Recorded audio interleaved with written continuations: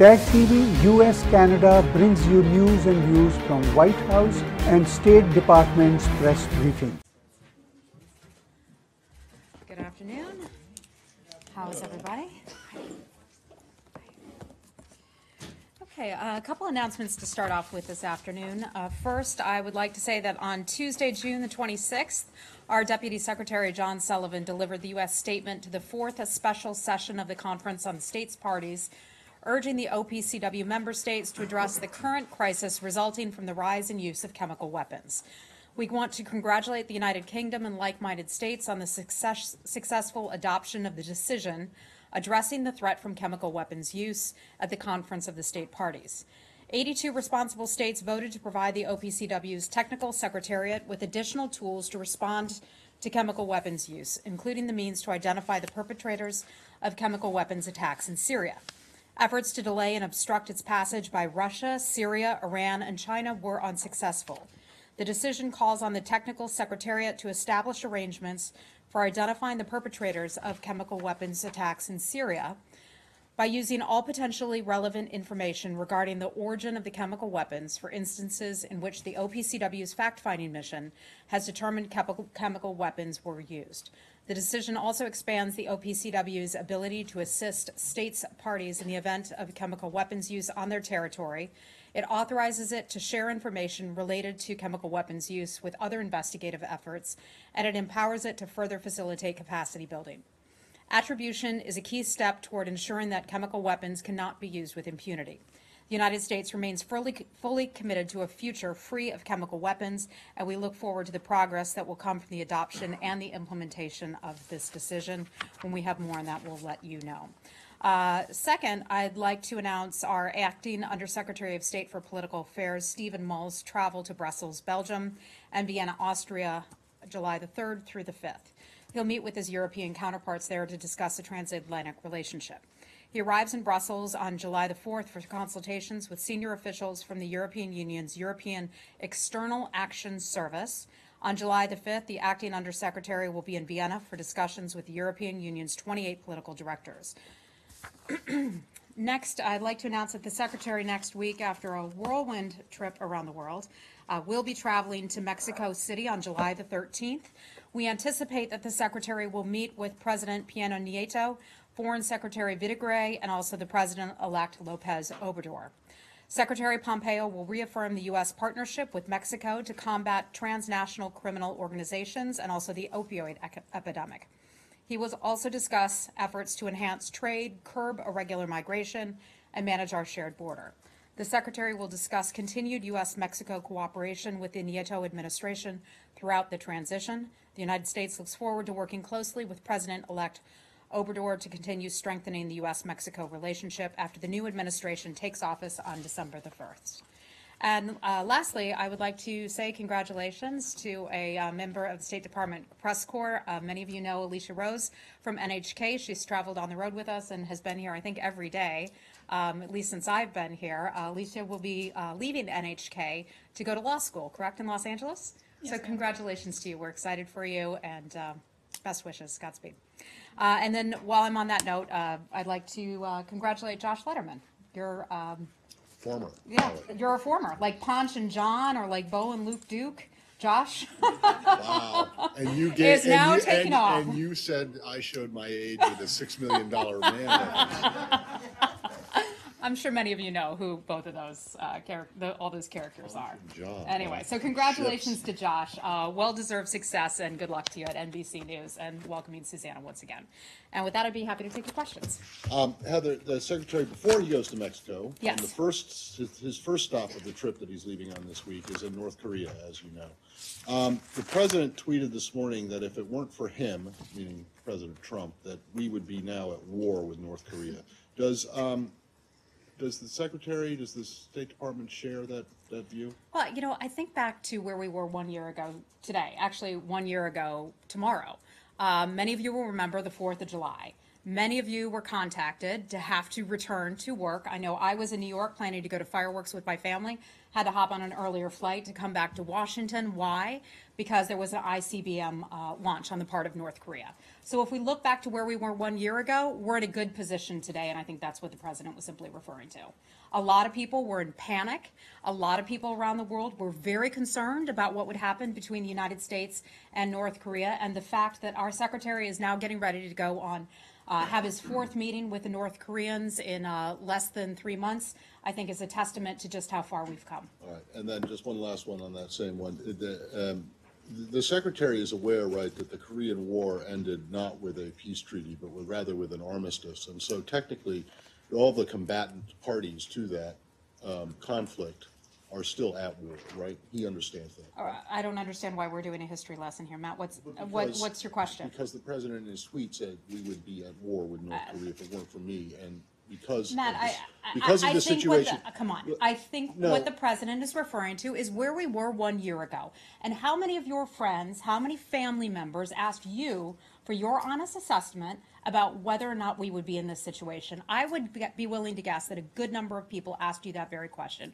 We're in a good spot today. The secretary is looking forward to having meetings with his North Korean counterparts.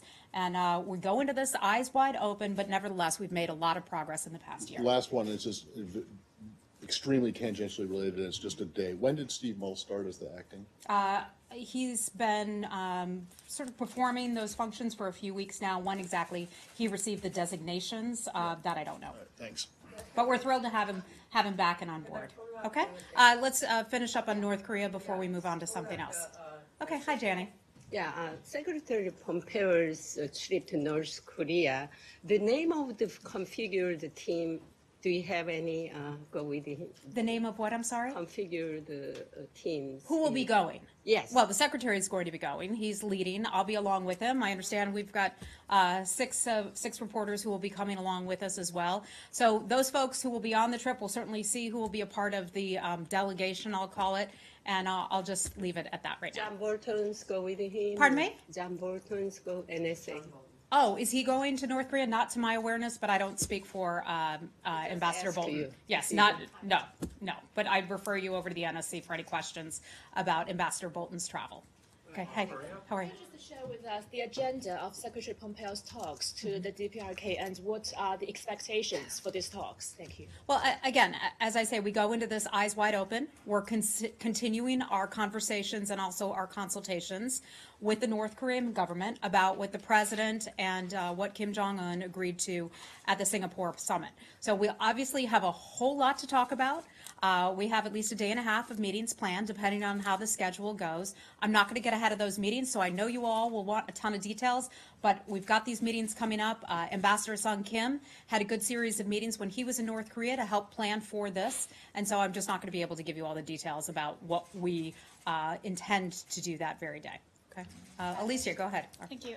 Well, first, thank you for your kind words. It's been a pleasure to work with everyone. And I wanted to ask how confident the Secretary is that he can get firm and specific commitments from the North Koreans on making progress towards denuclearization. Yeah. I think the Secretary has addressed that extensively, in which he said that North Korea is very clear in terms of our expectations. We've had very clear conversations with them. There will be no surprises in terms of what we are asking them to do. Our policy remains the same today as it was going into the Singapore summit. So nothing in that regard has changed. The Secretary looks forward to having those additional meetings, and that's simply where we are right now. And you said that he would be there for a day and a half. Approximately or so. I haven't done the math on it exactly, but yeah. Does that mean that the Secretary will be spending the night in Pyongyang? Again, that's why I say we're not exactly there yet. I haven't done the math, but we're spending a good bit of time there. Okay. Okay. Hey, yeah. Heather, so John Bolton was mentioned as he told over the weekend in a media interview that North Korea could dismantle the WMD and ballistic missile program in a year. So my question for you is 1 year the timeline? And since you mentioned last year, July 4th, what do you expect to see North Korea be doing July 4th next year? Well, I don't know how they traditionally celebrate that our holiday in North Korea, but I'm not going to speculate on anything that somebody may or may not do. The Secretary has said, and he's been very clear about this, and I know it's much to your frustration, but we're not going to get into all the details about the discussions that are taking place. In terms of a timeline, I know some individuals have given timelines. We're not going to provide a timeline for that. The Secretary is looking forward to having his meetings. A lot of work is left to be done, certainly. We go into this eyes wide open, very clear, with a very clear view of these conversations, and I'm just not going to get ahead of those discussions. Okay? You'll be on the trip. A lot of you will be on the trip, and you'll be able to ask some of those questions then. Janny, let me move around and go to somebody else. Hold on. No, not yet. Okay, hold on. Let me head over to Reuters, and you're a summer intern, I understand, right? Okay, so it's intern season here in Washington. It is. Well, welcome on board. Thank you so much. Related to travel, what is the Secretary planning to accomplish in Vietnam? Why did he think it was important to include on this trip? And what are the preparations going into the Putin-Trump summit? And then I'd like to Let me take one at a time. Everybody will tell you how to do one at a time. In terms of Vietnam, Vietnam is an important partner of the United States. Vietnam is an incredible example of a country, a communist country, that has yet done very well, in terms of its economy, in terms of what it provides its people. In terms of the trade that the United States and many other countries do with Vietnam. So I think it's just a good example of a country that's doing well in the region, and that's part of the reason why we're planning to travel there. The Secretary has a lot of meetings planned while he's there, also a dinner that he'll be attending, where he'll be addressing some business leaders there, so he'll have a good chance to talk with them about that. Sorry, is that the extent of the relationship? Vietnam also throws dissidents in jail.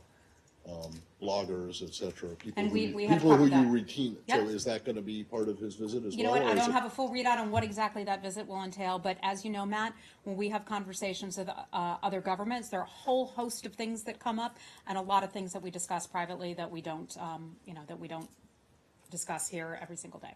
Okay? Also related to the travel, Daphne wanted to talk to you about the Brussels stop on Syria, the discussions on Syria. Okay. We'll move on from North Korea and we'll head over to Syria now then, okay? All right, go ahead. Okay. Can you tell us what We'll the come back to you, secretary? Can you tell us what the secretary is going to be telling the North Koreans in relation to these reports that they are continuing their research in secret locations? That's why I say, and I'm not going to get into any intelligence matters. That's not what we do at the State Department. We don't talk about intelligence matters. But the Secretary, we're all keeping a close eye, the U.S. government keeping a close eye on North Korea. And the Secretary has been very clear and very blunt with the North Koreans about what he expects, and I'll leave it at that. One more on Korea? Okay, fine. One of the other issues that was a part of the joint declaration was the returning of Americans' remains. Right. The Pentagon and UN Command have said that carrying caskets are waiting at the DMZ for these remains to be returned. What's the holdup? Why haven't they been returned yet? Well, I think that would be a DOD issue because DOD has a department or a bureau that deals specifically with that issue.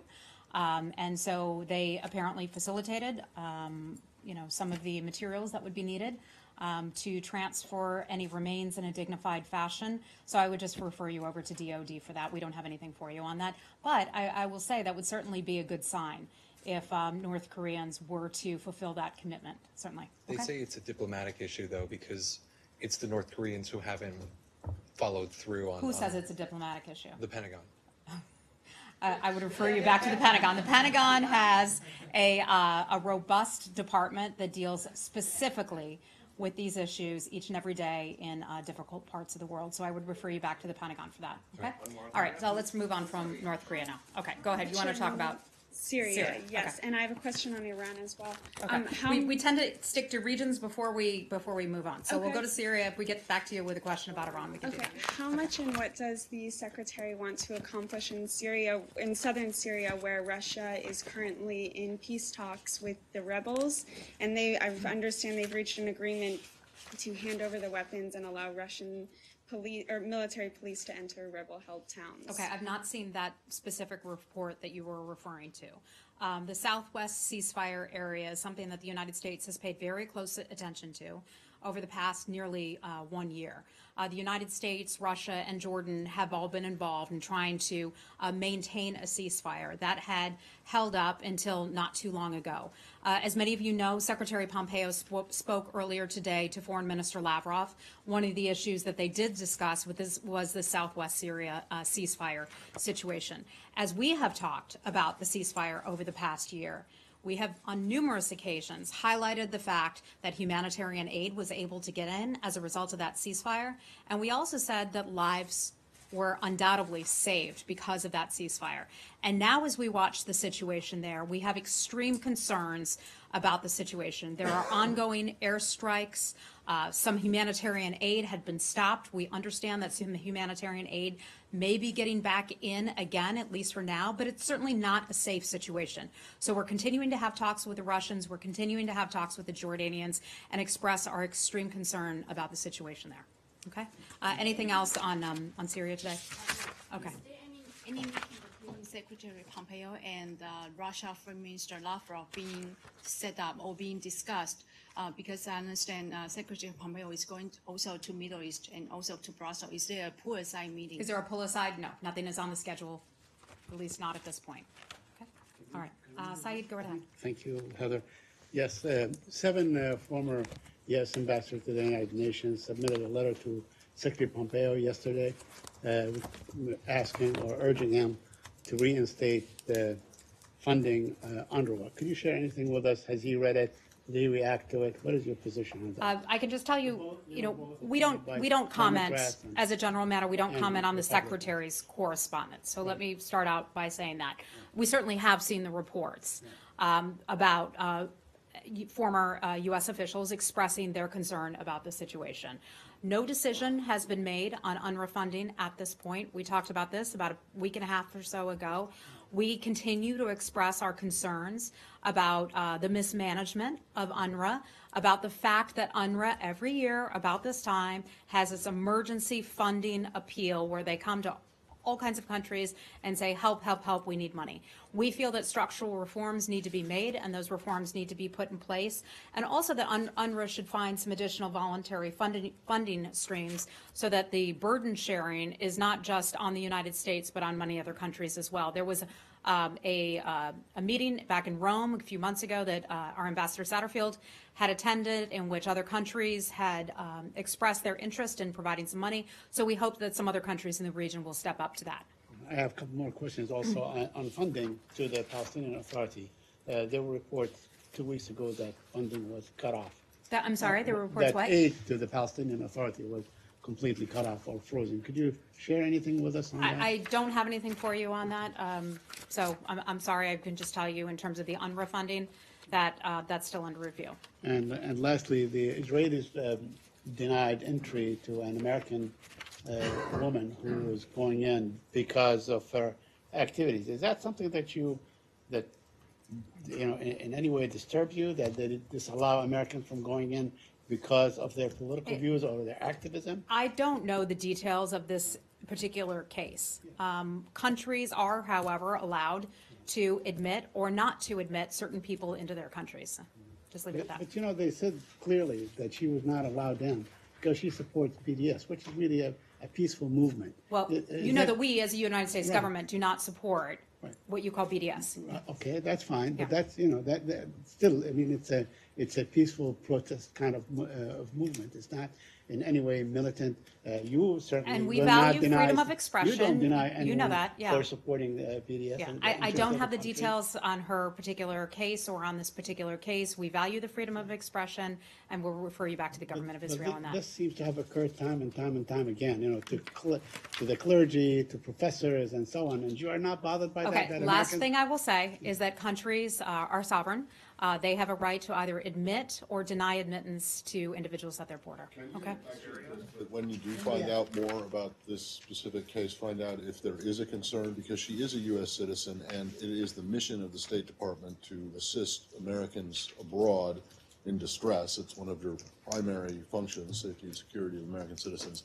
And because she is apparently being denied entry into an allied country because of her expression of free speech, that would seem to me that you might take more than just a a casual interest. So when you do look into it, please get back to us. Certainly Thank not, of course, always. Lori, go right ahead. Thank you.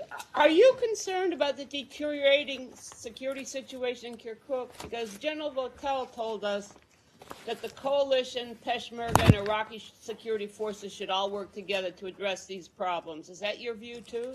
You know, I would refer you to DOD, first of all, for any comments that General Votel may have made, but we certainly work with all of them to try to help ensure the security of Iraq.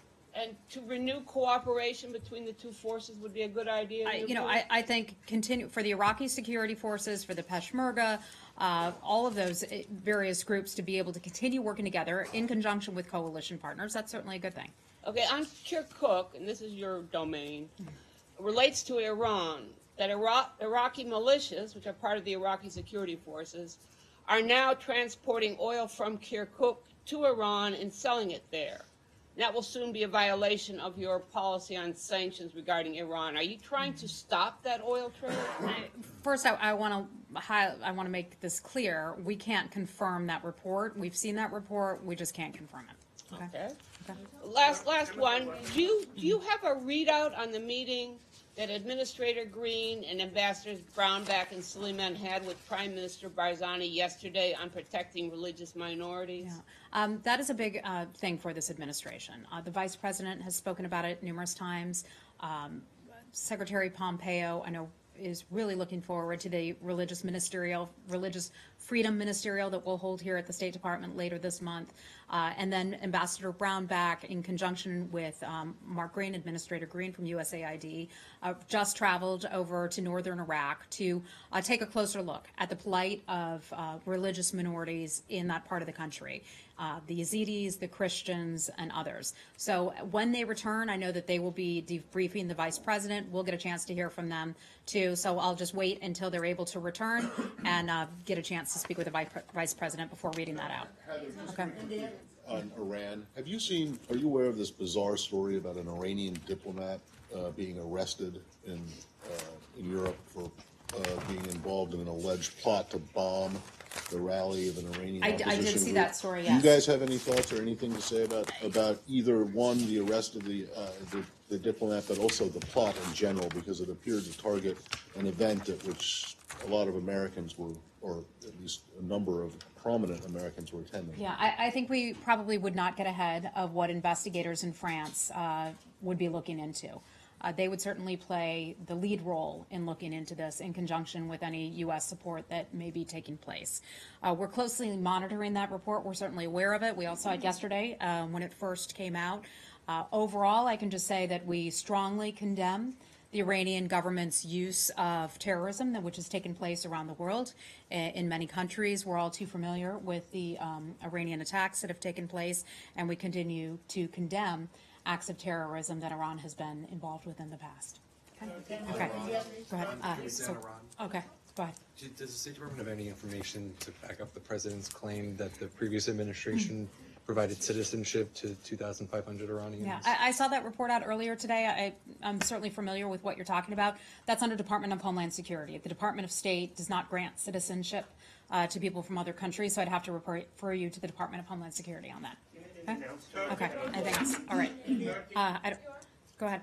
Go right ahead. It's about President Trump's letter to NATO members about the increase of the military spendings. Did the State Department hear anything from the European countries about it? Their responses? Their responses to which? To President Trump's letter to those NATO members about demanding the increase of their spendings. Regarding the letter in general, I would have to refer you both to the White House and the National Security Council on that. Any letter would not have gone out from the State Department, but rather from the White House or from the NSC. So they will have to answer the questions. However, I can tell you that burden sharing is something that the President speaks about a lot. Having NATO countries pay 2% of their GDP into defense is something that's important to the President. The President feels that the European security shouldn't be more important to the United States than it is to those countries themselves. And so that's one of the things that the President and others will be looking to ask of those European countries to make sure they're living up to those commitments that were made under the Wales Agreement some years ago. So just this department hasn't heard anything from the European countries about this letter? Listen, again, regarding this letter, if there is any letter, I'd have to refer you to the NSC and to the White House. I have nothing for you on that. But our policy about wanting countries to pay what they have already pledged to, what they have already promised to pay, is nothing new, and that stance should come as no surprise. In terms of the Secretary, and I can speak to the State Department, we're looking forward to heading to Brussels in support of the President and the President's travels, and we'll have some sidebar meetings as well on other issues, but we're looking forward to be there backing the President. Okay? Okay, go ahead. Back on Iran, President Rouhani said today that the U.S. would not succeed in reducing Iranian oil exports and hinted at disrupting shipments from neighboring countries. Yeah, I'm not. One thing you'll come to learn about me and what we do here is we're not going to comment on every comment that some foreign leader makes. You all heard the briefing, I think it was just yesterday, by Brian Hook. It feels like it was a week ago, but that was just yesterday, where Brian was talking about our goals regarding Iran and oil exports. And that's something that's important to us, an important part of our overall strategy. Okay? And we're gonna have to wrap it up in just a minute. Go ahead, right ahead, Miss. How are you? Yesterday, Mr. Brian Hook said the diplomatic effort right now is focused on negotiation with European allies. But China, as the largest Iran oil buyer, why not the United States is engaging China right now? Without China's support, how can you achieve your goal to reduce the oil export from Iran to zero? Well, we have a lot of negotiations and conversations with the Chinese government. In fact, Secretary Pompeo just spoke with the Chinese State Counselor 4 days ago or so. So we continue to have conversations with them on a lot of issues, from North Korea to Iran to other things as well. So we have a full plate that we're discussing with China on other things. Critics in China are saying that trade policy actually is a sovereign decision. Sorry, that what is? Trade policy actually is a sovereign decision. Why the United States can demand other countries to decide what to buy and what not to. I don't think that's what the United States is doing. What the President and the Secretary of State have talked about is free, fair, and reciprocal trade. And for far too long, we believe that the United States government and the taxpayers and United States businesses have gotten an unfair deal. So the President is looking to rebalance trade deals in that fashion. I've got to wrap it up and leave it at there, guys. Thank you, and we will look forward to seeing some of you on the road tomorrow. And have a happy 4th of July. TAG TV US Canada brings you news and views from White House and State Department's press briefing.